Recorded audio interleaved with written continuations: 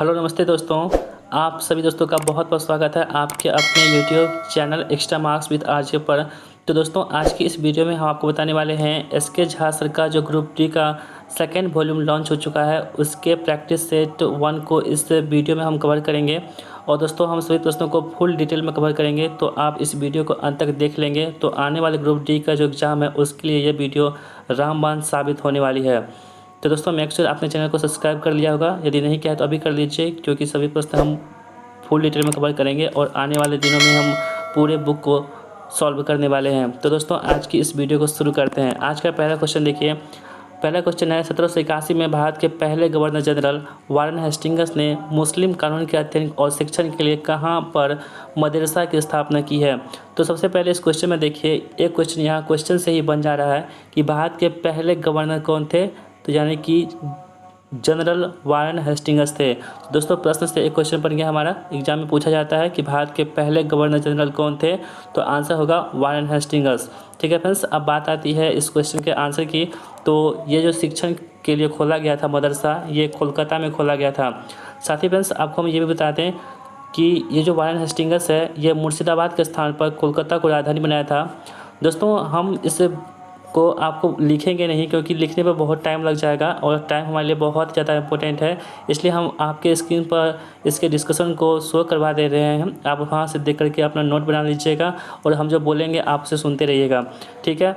Second दोस्तों बात करते हैं यदि वारेन हेस्टिंग्स की, तो उन्होंने क्या किया था कि पिट्स इंडिया एक्ट आई थी वो वारेन हेस्टिंग्स के समय ही पारित हुई थी।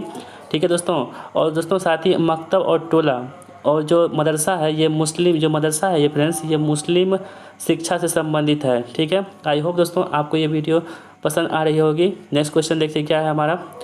दास वंश से शुरुआत भारत में किसने की थी।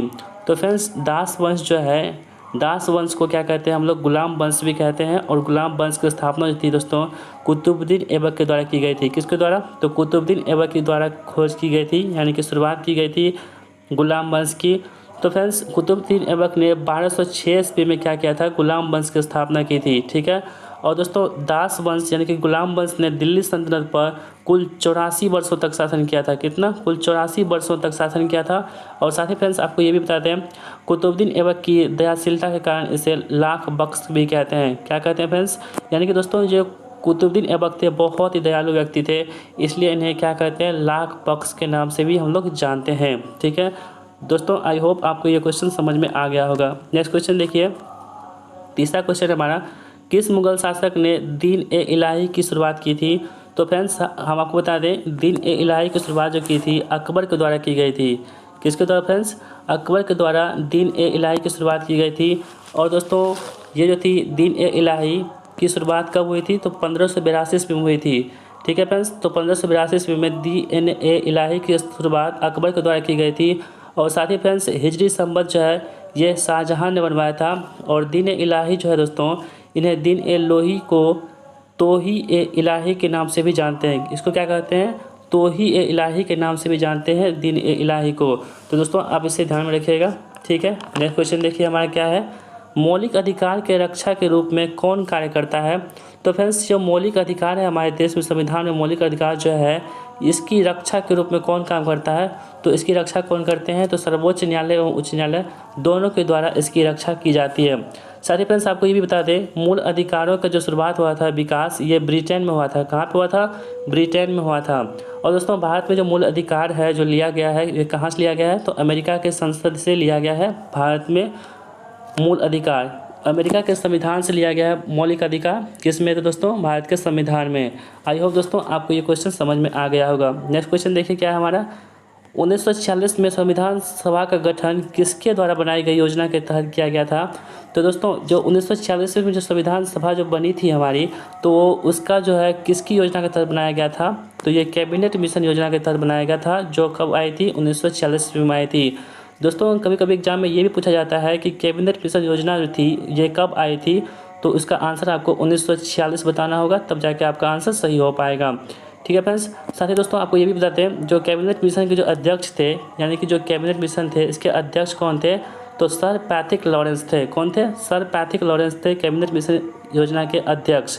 ठीक है फ्रेंड्स, और दोस्तों कैबिनेट मिशन के रिपोर्ट पर अंतरिम सरकार की स्थापना किया गया था। किस सरकार की स्थापना की गई थी? तो अंतरिम सरकार की स्थापना की गई थी। दोस्तों अक्सर एग्जाम में पूछा जाता है कि अंतरिम सरकार की स्थापना जो की गई थी वो किस रिपोर्ट के आधार पर की गई थी? तो दोस्तों आपको आंसर बताना होगा कि कैबिनेट मिशन के रिपोर्ट के आधार पर अंतरिम सरकार की स्थापना किया गया था। ठीक है फ्रेंड्स, नेक्स्ट क्वेश्चन देखिए, हमारा 6 नंबर क्वेश्चन है, भारतीय संघ में किसी राज्य को सम्मिलित करने का अधिकार किसे है? यानी कि दोस्तों यदि हमारे भारत में अभी कितने राज्य हैं? तो 28 राज्य हैं।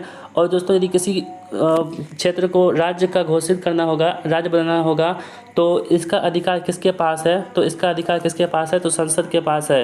यानी कि दोस्तों संसद जो है वो किसी भी जगह को राज्य बनाने के लिए मान्यता दे सकते हैं। ठीक है, साथ ही फ्रेंड्स आपको बता दें, भारतीय संघ में किसी राज्य को सम्मिलित करने का अधिकार किसके पास है? तो संसद के पास है। और दोस्तों भारत के उपराष्ट्रपति राज्यसभा के कौन होते हैं? तो सभापति होते हैं। और दोस्तों आपको कमेंट बॉक्स में ये बताना है कि अभी वर्तमान में भारत के उपराष्ट्रपति कौन है। ठीक है फ्रेंड्स, वर्तमान में भारत के उपराष्ट्रपति कौन है, इसका आंसर आपको कमेंट बॉक्स में बताना है। ठीक है, और दोस्तों साथ ही आपको बता दें, राज्यसभा का पहला सत्र जो हुआ था फ्रेंड्स वो 13 मई 1952 ईस्वी को हुआ था। कब हुआ था? 13 मई 1952 ईस्वी को राज्यसभा का पहला सत्र हुआ था। दोस्तों ये प्रश्न पूछा गया है पिछले वर्ष ही। और दोस्तों साथ ही आपको ये भी बता दें, जो भारत का जो 8वीं अनुसूची है भारतीय संविधान की, उसमें कुल कितने भाषाओं को सम्मिलित किया गया है? तो 8वीं अनुसूची में भारत की कुल 22 भाषाओं को सम्मिलित किया गया है। ठीक है फ्रेंड्स, नेक्स्ट क्वेश्चन देखिए, 7वां क्वेश्चन हमारा, सियाल, सीमा तथा नीफे। दोस्तों ये ज्योग्राफी का क्वेश्चन है। सियाल, सीमा और नीफे के द्वारा भूगर्भ का विभाजन किसके द्वारा किया गया है? तो दोस्तों ये जो इसका विभाजन जो किया गया है ये सुएज के द्वारा किया गया है। किसके द्वारा? तो सुएज के द्वारा किया गया है।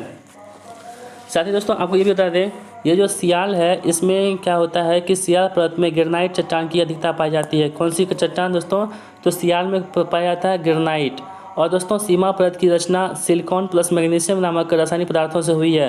ये जो सीमा है दोस्तों ये किससे बना है? तो सिलिकॉन प्लस मैग्नीशियम से मिला है। ठीक है, और दोस्तों नीफे जो है ये निकेल प्लस फेरस यानी कि लोहा, निकेल और लोहा से मिलकर बना है। कौन सा? नीफे। ठीक है, आई होप दोस्तों आपको ये बात समझ में आ गई होगी। नेक्स्ट क्वेश्चन देखिए हमारा क्या है, ध्रुवों की तरफ जाने पर अक्षांश रेखाओं के व्यास की प्रकृति कैसी होती है? तो दोस्तों जब हम ध्रुव की तरफ जाते हैं तो अक्षांश रेखाओं की जो व्यास की प्रकृति होती है ये क्या होता है? ये घटते जाता है। ठीक है, और दोस्तों आपको कुछ इससे रिलेटेड कुछ फैक्ट बता देते हैं जो आपके स्क्रीन पर शो हो रहा होगा। देखिए फैक्ट ये है कि 2 क्रमागत अक्षांश रेखाओं के बीच की लंबाई कितनी होती है? अक्सर एग्जाम में पूछा जाता है। तो दोस्तों आपको बताना होगा 111 किलोमीटर होती है 2 क्रमागत अक्षांश रेखाओं के बीच की लंबाई। ठीक है, या दूरी भी बोल सकते हैं, कोई दिक्कत नहीं है। नेक्स्ट क्वेश्चन क्या पूछा जाता है कि अक्षांश रेखा एवं पूर्व पश्चिम दिशा में खींची हुई रेखा होती है। ठीक है फ्रेंड्स, और नेक्स्ट पॉइंट है, भूमध्य रेखा एवं ध्रुवों को छोड़कर शेष सभी अक्षांश रेखाएं लघु वृत्त होती है। ठीक है, देखिए नेक्स्ट क्वेश्चन पूछा है, नंबर क्वेश्चन है, नीलगिरी और अन्नामलाई पहाड़ियों के बीच स्थित दर्रा कौन सा है? तो फ्रेंड्स जो नीलगिरी और अन्नामलाई की पहाड़ियों के बीच दर्रा स्थित है वो कौन सा स्थित है? पालघाट दर्रा स्थित है। कौन सा फ्रेंड? पालघाट दर्रा स्थित है नीलगिरी और अन्नामलाई पहाड़ियों के बीच। ठीक है, साथ ही फ्रेंड्स आपको हम कुछ दर्रा भी बता देते हैं, जैसे कि थाल घाट है, ये कहाँ पाई जाती है? तो महाराष्ट्र में पाई जाती है, पश्चिम घाट में स्थित है। ठीक है, ये जो भोर घाट है फ्रेंड्स, ये भोर घाट भी है महाराष्ट्र में पश्चिम घाट में बहती है और ये पुणे से बेलगाम मार्ग पर गुजरता है। कहाँ से कहाँ तक? पुणे से बेलगाम मार्ग पर गुजरता है। कौन सा? तो ये नीलगिरी और अन्नामलाई पहाड़ी। ठीक है फ्रेंड्स, नेक्स्ट क्वेश्चन देखिए, 10 नंबर क्वेश्चन है हमारा, सरदार सरोवर बांध स्थित है, कहाँ पर स्थित है? तो दोस्तों सरदार सरोवर बांध जो है ये गुजरात में स्थित है। ठीक है, और किस नदी पर स्थित है आपको ये कमेंट बॉक्स में बताना है। ठीक है, तो देखिए साथ ही दोस्तों आपको हम कुछ बांध के बारे में बता देते हैं जो इम्पोर्टेंट है हमारे एग्जाम्स के लिए। तो देखिए दोस्तों एग्जाम में पूछा जाता है कि हीराकुंड बांध किस नदी पर स्थित है? तो दोस्तों हीराकुंड बांध जो स्थित है ये ओडिशा नदी पर स्थित है। सॉरी, किस राज्य में स्थित है? तो ओडिशा में स्थित है। और कहाँ पे? कुछ नदी पे? तो महानदी पर स्थित है हीराकुंड बांध। ठीक है फ्रेंड्स, नेक्स्ट क्वेश्चन पूछा जाता है कि भाखड़ा नांगल बांध किस राज्य में स्थित है? तो दोस्तों भाखड़ा नांगल बांध जो है दोस्तों ये कहाँ पर स्थित है? तो पंजाब राज्य में स्थित है। ठीक है, और दोस्तों टिहरी बांध जो कहाँ पर स्थित है? तो दोस्तों टिहरी बांध जो है ये भागीरथी नदी पर कहाँ पर स्थित है? किस राज्य में? तो उत्तराखंड में स्थित है। कौन सा? टिहरी बांध। ठीक है फ्रेंड्स, नेक्स्ट क्वेश्चन देखिए हमारा क्या है, विश्व अर्थव्यवस्था के साथ किसी देश की अर्थव्यवस्था के एकीकरण को क्या कहा जाता है? तो फ्रेंड्स इसे कहते हैं वैश्वीकरण। क्या कहते हैं फ्रेंड्स? इसे कहते हैं वैश्वीकरण कहते हैं। विश्व अर्थव्यवस्था के साथ किसी देश की अर्थव्यवस्था को एकीकरण को कहते हैं वैश्वीकरण। ठीक है, साथ ही फ्रेंड्स आपको हम बता दें उदारीकरण किसे कहते हैं। तो उदारीकरण जैसे कि ऑप्शन सी में दे रखा है उदारीकरण, तो उदारीकरण कहते हैं आर्थिक क्रियाकलापों से राज्य के नियंत्रण में कमी को उदारीकरण कहते हैं। ठीक है फ्रेंड्स, आई होप आपको ये बात समझ में आ गई होगी। नेक्स्ट क्वेश्चन देखिए क्या है 12 नंबर, भारत के राष्ट्रीय आय में सर्वाधिक योगदान किसका है। तो फ्रेंड्स ये जो भारत का जो राष्ट्रीय आय है इसमें सर्वाधिक योगदान जो है किसका है, तो विनिर्माण क्षेत्र का है। किसका है? तो दोस्तों विनिर्माण क्षेत्र का है भारत के राष्ट्रीय आय में सर्वाधिक योगदान। ठीक है, और दोस्तों साथ ही आपको बता दें भारत के सकल घरेलू उत्पाद में प्राथमिक क्षेत्र का जो होता है, प्राथमिक क्षेत्र जो कृषि क्षेत्र होती है प्राथमिक क्षेत्र, उसका योगदान जो है 19.83% है। कितना है? 19.83% है। किसका? तो प्राथमिक क्षेत्र का भारतीय सकल घरेलू उत्पाद में। ठीक है, नेक्स्ट क्वेश्चन देखिए, साइंस से क्वेश्चन आ गया दोस्तों, विद्युत आवेश का SI मात्रक क्या होता है। तो दोस्तों विद्युत आवेश का SI मात्रक क्या होता है, तो कूलम्ब होता है। क्या होता है? कूलम्ब होता है। साथ ही दोस्तों आपको हम बता दें जो विद्युत आवेश होते हैं ये पदार्थों को परस्पर रगड़ने से उनमें आकर्षित करने का गुण उत्पन्न हो जाता है, जिसे क्या कहते हैं, स्थिर वैद्युत कहते हैं। दोस्तों आवेश जो होता है ये विद्युत आवेश ये दो प्रकार के होते हैं। पहला होता है धन आवेश जिसे पॉजिटिव चार्ज कहते हैं, और दूसरा होता है ऋण आवेश जिसे नेगेटिव चार्ज कहते हैं। ठीक है फ्रेंड्स, अब देखिए नेक्स्ट क्वेश्चन हमारा एक न्यूमेरिकल है। कहा जा रहा है कि 2000 ग्राम पानी के तापमान को 10 डिग्री सेंटीग्रेड से 50 डिग्री सेंटीग्रेड तक बढ़ाने के लिए आवश्यक ऊष्मा की मात्रा क्या होगी। तो दोस्तों इसका फॉर्मूला होता है Q बराबर MS डेल थीटा। क्या होता है फ्रेंड्स? MS del theta. तो देखिए यहाँ पे M कितनी दे रखी है, तो फ्रेंड्स 2000 ग्राम है, तो यानी कि 2000 लिख लेंगे यहाँ पे हम। ठीक है, और S कितनी दे रखी है, तो 1 दे रखी है, और डेल्टा T की वैल्यू कितनी होती है दोस्तों, पानी का है, इसलिए पानी का जो विशिष्ट ऊष्मा होती है वो 40 डिग्री सेंटीग्रेड होती है। ठीक है फ्रेंड्स, तो यहाँ पर देखिए इसको हम जब मल्टीप्लाई करेंगे तो 4 दूनी 8, यानी कि 8 पे कितनी जोड़ी हो जाएंगे, 1 2 3 और 4, 1 2 3 4, यानी कि 80,000 दोस्तों हो जाएगा क्या, तो कैलोरी। ठीक है फ्रेंड्स, यानी कि ऊष्मा का वैल्यू किस में होती है, तो ऊष्मा का मात्रा क्या होता है, कैलोरी होता है, इसलिए 80,000 कैलोरी इसका आंसर हो जाएगा। दोस्तों हम फिर से आपको बता दें कि देखिए 2000 ग्राम पानी के तापमान को, यानी कि जो मास की वैल्यू दे रखी है, कितनी दे रखी है, 2000 दे रखी हुई है। ठीक है, और 10 डिग्री से 5 डिग्री तक बढ़ाने के लिए आवश्यक ऊष्मा की मात्रा कह रही है, तो इसका फॉर्मूला होता है Q बराबर MS डेल थीटा। तो डेल थीटा जो होती है दोस्तों ये तापमान में वृद्धि जो अंतर होता है उसको बताता है डेल थीटा। ठीक है, अब यहाँ पर देखिए M की जगह पे M की वैल्यू रखिए 2000, उसके बाद S की वैल्यू 1 रखे, और डेल्टा T की वैल्यू कितनी रखे, तो 40 रखे। क्यों फ्रेंड्स, तो डेल्टा T जो यहाँ पे देखिए 50 में से 10 किया 40 हो गया, तो अब हम इससे क्या किए, मल्टीप्लाई किए, तो 4 दूनी 8 और 1 गुना 1, यानी कि 80,000 जो है कैलोरी इसका आंसर हो गया। ठीक है दोस्तों, आई होप आपको ये क्वेश्चन समझ में आ गया होगा। ठीक है, नेक्स्ट क्वेश्चन देखिए क्या है हमारा, किसी वस्तु पर लगने वाले सामर्थ्य को क्या कहते हैं। तो फ्रेंड्स किसी वस्तु पर लगने वाले सामर्थ्य को क्या कहते हैं, बल कहते हैं। क्या कहते हैं, बल कहते हैं। ठीक है, और साथ ही दोस्तों आपको बता दें ऊर्जा किसको कहते हैं, तो सुन लीजिए, किसी वस्तु के कार्य करने की क्षमता को ऊर्जा कहते हैं। क्या कहते हैं, किसी वस्तु के कार्य करने की क्षमता को। दोस्तों ये यहाँ पे कन्फ्यूज नहीं होइएगा, किसी वस्तु के कार्य करने की क्षमता को क्या कहते हैं, ऊर्जा कहते हैं। और ऊर्जा का मात्रक क्या होता है दोस्तों, तो जूल होता है। क्या होता है, ऊर्जा का मात्रक जूल होता है।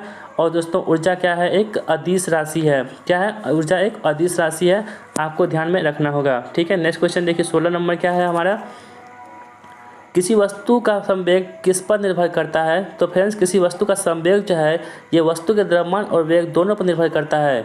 ठीक है फ्रेंड्स, वस्तु के द्रव्यमान एवं वेग दोनों पर निर्भर करता है, क्योंकि दोस्तों हम संवेग किसको कहेंगे, संवेग उसको कहेंगे यानी कि वस्तु के द्रव्यमान व वेग के गुणनफल को संवेग कहते हैं ना फ्रेंड्स। P बराबर mv होता है ना, यानी कि द्रव्यमान इंटू वेग को क्या कहते हैं, संवेग कहते हैं।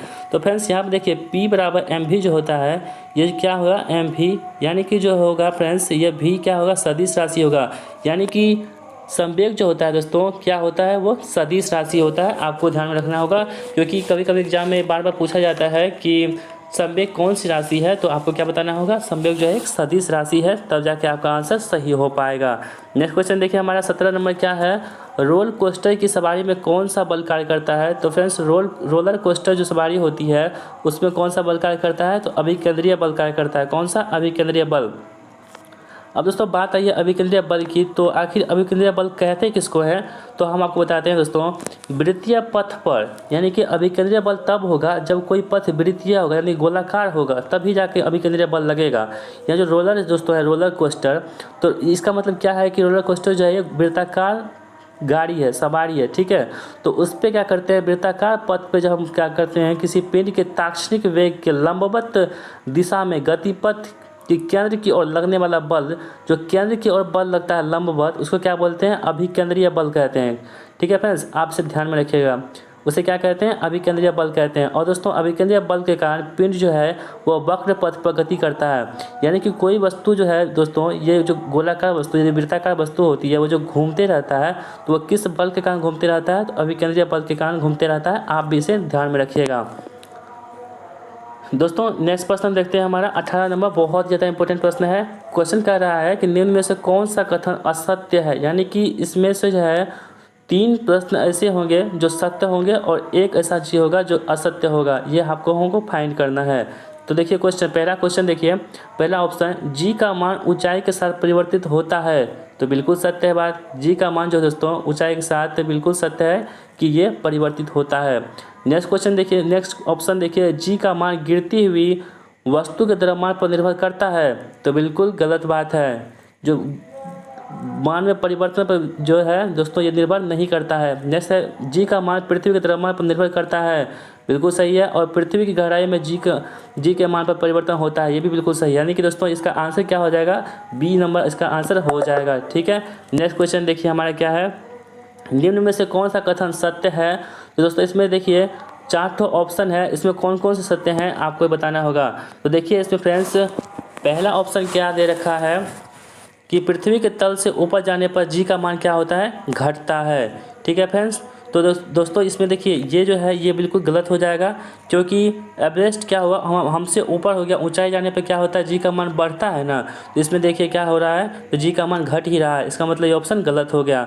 दूसरा ऑप्शन देखिए, माउंट एवरेस्ट पर जी का मान क्या होता है? बड़ा होता है। तो सही बात है दोस्तों, माउंट एवरेस्ट पे क्या होता है कि जी का मान जो होता है वो बहुत ज़्यादा हो जाता है। ठीक है, नेक्स्ट क्वेश्चन देखिए, एक गेंद को लंबवत फेंकने पर 15 सेकंड के बाद ज़मीन पर वापस आती है, इसका वेग 75 मीटर पर सेकंड होता है।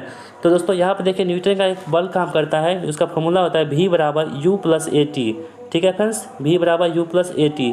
तो यहाँ पे देखिए V बराबर निकालते हैं तो नीचे से फेंक रहा है, यानी कि प्रारंभिक बिंदु कितनी हो जाएगी? 0 हो जाएगा। ठीक है फ्रेंड्स, और जी की वैल्यू कितने ले लेते हैं? हम 10 ले लेते हैं। ठीक है, और उसके बाद कितना है, टी कितना सेकंड है? 15 सेकंड है।